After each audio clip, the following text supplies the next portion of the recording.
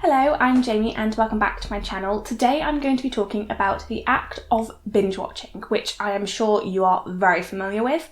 So I originally fell in love with binge watching. It was how I consumed most of my television, but slowly, because of the pandemic and lockdowns, I'm starting to fall back in love with the traditional broadcast television, meaning that I watch like one episode a week of a show as it comes out. So this video will contain first of all, a brief history of how binge watching kind of grew in popularity over traditional broadcast television, and then also kind of giving my opinions on both forms and why I am starting to enjoy watching an episode once a week rather than an entire season in a day. So yeah, let's just get straight into the video.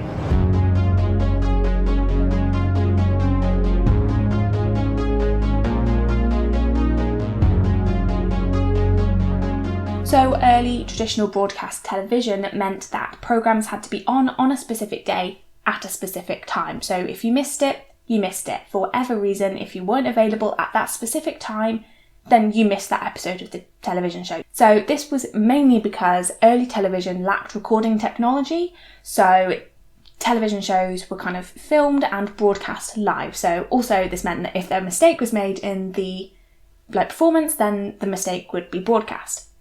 Obviously this did develop and they switched to film reels, and then they switched to digital. So yeah, however, this rigid structure of the programme being on at a specific time stayed for quite a while. This stayed in this rigid structure and the inflexible structure until the invention of VHS tapes, but more importantly of DVD box sets. DVD box sets allowed people to watch the entirety of a season or multiple whenever they wanted. So they could sit down and choose to watch one episode or 20. They had that flexibility and the choice of how much content they wanted to consume at once. This really revolutionised television, and it meant that shows that didn't do particularly well on broadcast television were actually really successful with their DVD sales. The most popular example of this is with Firefly. So Firefly, despite averaging around 4.7 million viewers per episode, it was cancelled after only 11 of its 14 episodes aired. However, after it was released within a DVD box set which included extra scenes and director's commentary, its sales skyrocketed. It was very successful and it gained a massive fan audience who demanded more episodes of the show.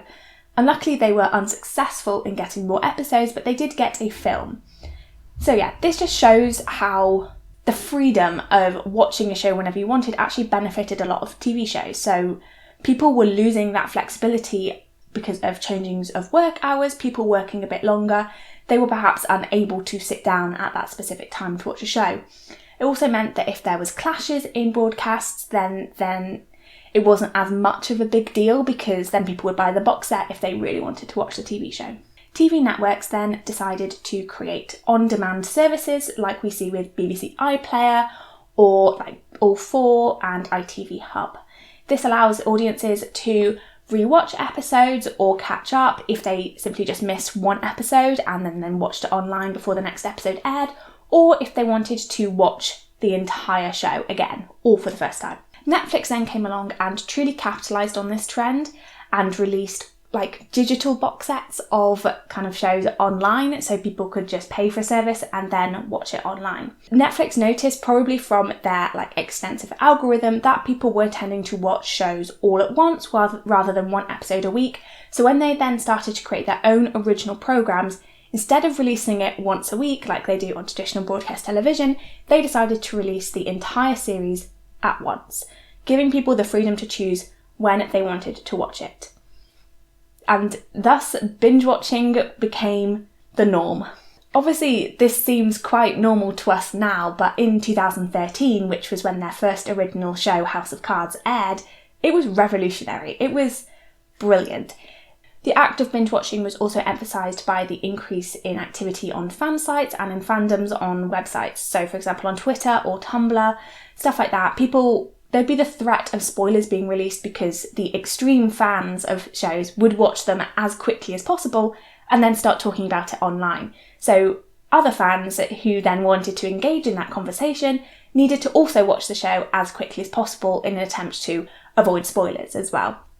So yeah, that is a very, very brief history on how binge watching became popular. This is a kind of phenomenon that I'm very interested in, and yeah, now let's get into the pros and cons of each one.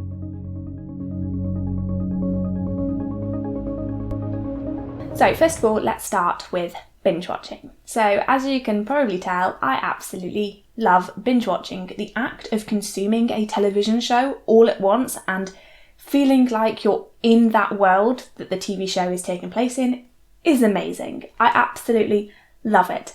I love it. You feel the excitement, the thrills. It's like you're living alongside the characters, and yeah, absolutely love binge watching. It's how I've consumed most of the television. I've watched from like the ages of 13 to like now. There is just so much excitement with binge watching, to go from not really knowing much about the show to then knowing the ins and outs of a character's lives in like a day is extraordinary. And yeah, TV is just so binge watchable. It's so easy to fall in love with a show when you can consume it so quickly. But not even that, like, because obviously you won't be able to watch the entire thing in one day, so you have to stop at some point, and then you get the excitement. It's like, oh, when am I next going to get the chance to properly sit down and just watch the entire show? So the latest show that I watched, that I properly binge watched, was Dead Pixels. So on that day, I just wasn't feeling great, didn't really want to do much work, so I just decided I'm going to have the day off and watch the entirety of the show. I didn't intend to watch the entirety of the show, but I went in thinking, if I like this show, then I'm just going to keep watching it all day, and I absolutely loved it. And yeah, it's just something that you can fully distract yourselves from anything that's stressing you out. For like, in my case, it was on my uni work, and yeah, I just love it. I love being able to kind of catch up with the fans of the show who've perhaps watched it from the start. So if I perhaps was a bit too young to watch a certain programme, or I just wasn't really interested in it when it first came out, or perhaps I just hadn't heard of it, binge watching allows me to watch a show fairly quickly to be able to catch up and then engage with fans. So sometimes it's me just watching the entire show and then going on to fan sites, or it's me watching the show up until where they are at now, so then I can watch with the fans. And yeah, it's just brilliant. I love it. So that's kind of like the pros of binge watching, just kind of the excitement, the ability to fall in love with a show. However, the cons are also, yeah. So one of the main cons is just how addictive it is, which kind of does play into the pro as well, but it is addictive. I find myself like not being able to stop sometimes of watching a show, and I also find myself kind of becoming so consumed in a show that's all I can think about. Sometimes it's not very healthy, which I'm sure we all understand that. Yeah, there's sometimes where I watch a show and I began to like pick up on certain characteristics of like the main characters, just because it's like all I'm paying attention to for like 2-3 days. And yeah, that's not healthy.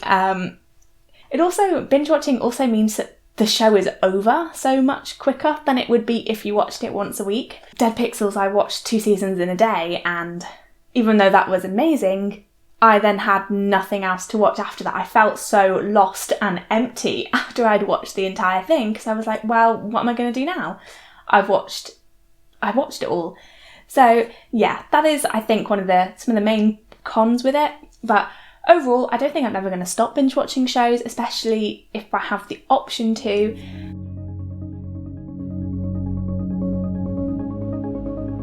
So let's talk about the pros and cons of traditional broadcast television. So this form of watching shows was kind of dying out at one point.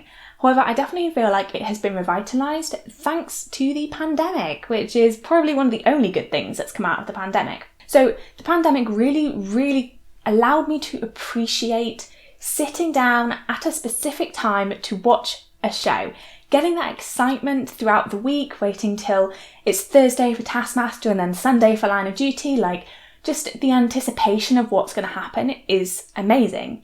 And because I have a lot of friends and family, and obviously you guys who really enjoy discussing these shows, I can then engage with you through like the live stream I do about Taskmaster, and I can engage with people a lot more like week to week, talking about what happened in the last episode and what perhaps could happen in the next one, and that's just amazing. So taking Line of Duty, for example, at Sunday at 9 p.m, I sit down and watch an episode, and I'm typically like blown away by it, and then I spend the next week kind of looking at fan sites and fan theories, and I listen to the Obsessed with Line of Duty podcast, and then I rewatch the episodes, so then I know exactly where we're at until, you know, the next one. So I just love it. It's so much, it's just appreciating the show a lot more, I find, and kind of having something to look forward to that we don't really have much to look forward to in terms of like,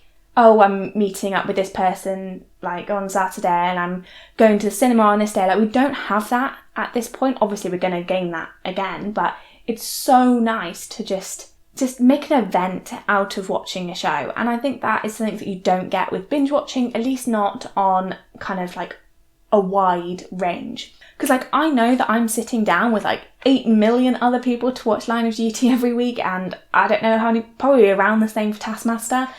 And that's amazing. I like knowing that there's 8 million other people watching the exact same thing as me and falling in love with it as well is just extraordinary. I feel like there is a lot more kind of appreciation towards the actors and the producers of a television show when you're watching it once a week. This mainly because you're giving them viewers and the potential for it to be remade. Whereas, for example, I watched IT Crowd, I binge watched that once it all came out, I think. So however, my impact on the show isn't really there because I watched it after it was already over. Whereas with Taskmaster, for example, I've been watching it from the start, so my kind of viewership is important to them because it shows them, obviously not just mine, but like the collected viewership of everybody watching it at a specific time is really helpful to them. And kind of the culture around having a show on at a particular time is just quite amazing. So despite all this, there are a lot of cons to do with traditional broadcast television, and the main one being if you miss an episode, that although we can now watch it, if we do miss an episode, you miss that culture of it. You miss being able to go straight on to like Twitter and seeing what everybody's talking about, because then you'd have the episode spoiled for you. And yeah, that's one of the things that I don't like about it. I just feel like if I miss one episode, then I'm going to be like, right, may as well just watch it all when it comes out. So one of the main cons for me when I'm watching a series as it airs, so once a week, is that when the series ends, then you lose that event every week. And that's quite sad. And there's also the kind of worry that perhaps the season won't get renewed, or there's a massive wait until the next series, especially if it ends on a cliffhanger. You're just, obviously you still get that anticipation and the ability to discuss with other fans what perhaps might happen, but you still have to wait like a year, 2 years until like the next episode. And then sometimes it can be such disappointment. For example, one of the biggest disappointments to me was Sherlock, even though I still love like the show, but just because it still brings kind of like that nostalgia, I still get the excitement from it. How long did we wait between series 3 and series 4? It was like a year and a half, 2 years, and it was such a disappointment. Like, it ruined the event for me, it ruined the show, whereas I feel like if you watched it all afterwards, like, it probably wouldn't be as much of a disappointment, I don't think, because you haven't waited 2 years for that conclusion. You haven't waited that long. This is also kind of a con for, well, kind of a pro and a con for binge watching, is that you lose the cliffhangers. You lose them. Like, again, let's look at Sherlock. The cliffhanger between series 1 and series 2 was like insane. Like, that's such a big cliffhanger, and by binge watching you lose it. So that's a con, because you don't get that like amazing feeling when you're watching the episode live to get that kind of what on earth is going to happen now. But then you also kind of, it's kind of a con because you don't have to wait a year to see what happens. So yeah, at the moment I think we've got a really, really, really good mix of there being amazing shows to watch at a specific time, with traditional broadcast television, but then also the flexibility to choose when to watch it yourself. So at the moment we can kind of get a good balance of binge watching some shows and then also the excitement of waiting week to week when to watch like a different show.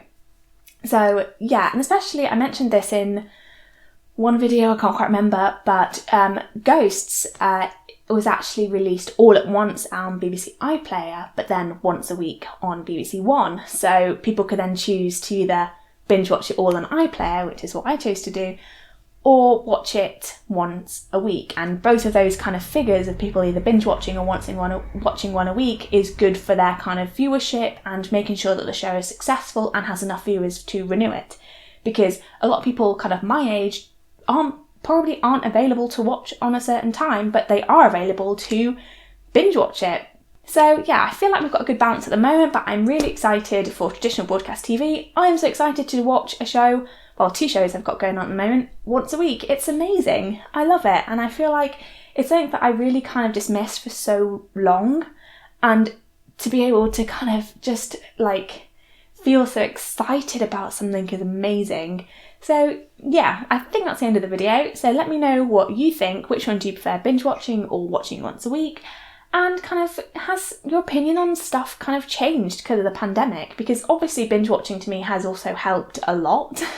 You know, there's been days where you've got nothing on, like absolutely nothing on. So it's lovely to be able to fall in love with a new show or rewatch a show. But then there's also that kind of excitement of watching once a week. And I think Taskmaster really proved that. So many people really took to Taskmaster, especially from like series 10 and series 11. So many people have really fallen for it at this time, and obviously it's been quite successful anyway, but so many people have rejoiced in the fact that they've got Taskmaster to watch, especially because it's so silly. So if you like this video, please give it a like. It'd be very much appreciated, and comment down below again what I said, if you prefer binge watching or watching once a week or a mix of both. And yeah, if you want to see more videos related to TV, then give me a subscribe, it'll be much appreciated, and I'll see you in the next video. Bye!